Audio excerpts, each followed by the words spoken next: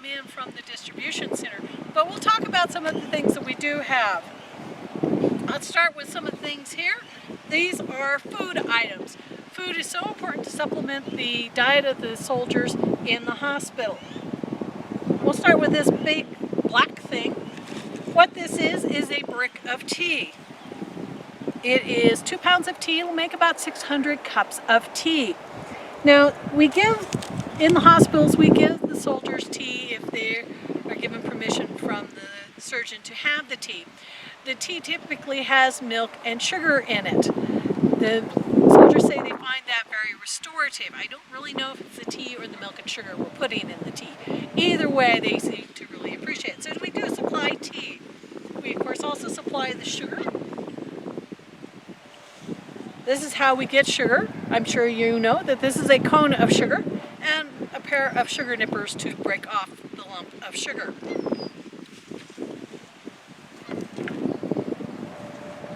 We also supply things necessary for a sick diet.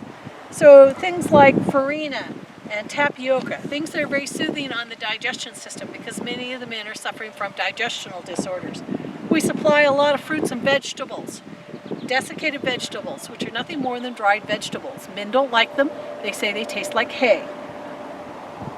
They start calling them desecrated instead of desiccated.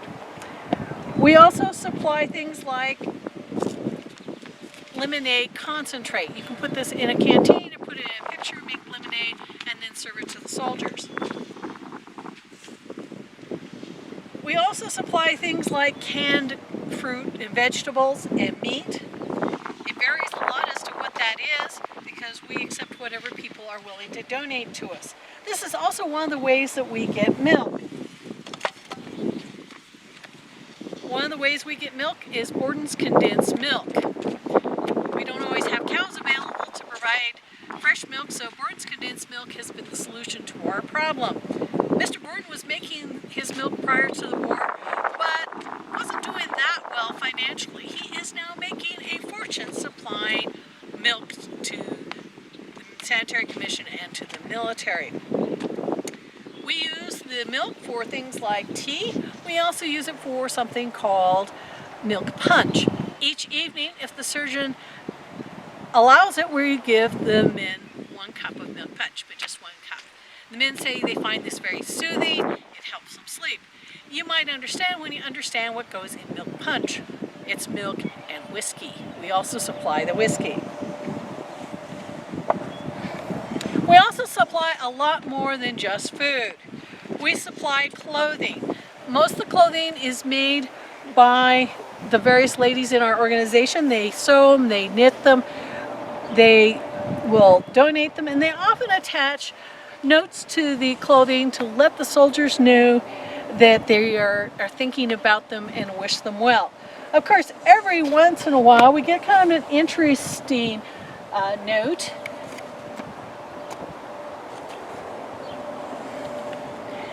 Some of them are things like, "My brave friend, I've learned to knit on purpose to knit socks for soldiers.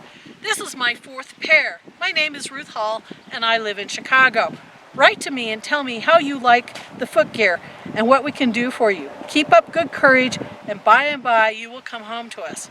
Won't that be grand time though? And won't we all turn out to meet you with flowers and music and cheers and embraces? There's a good time coming, boys." We also supply things for the soldiers to do to keep them occupied. So we supply things like newspapers, magazines, things for them to read. We have things like dime novels. This particular one actually is a songbook.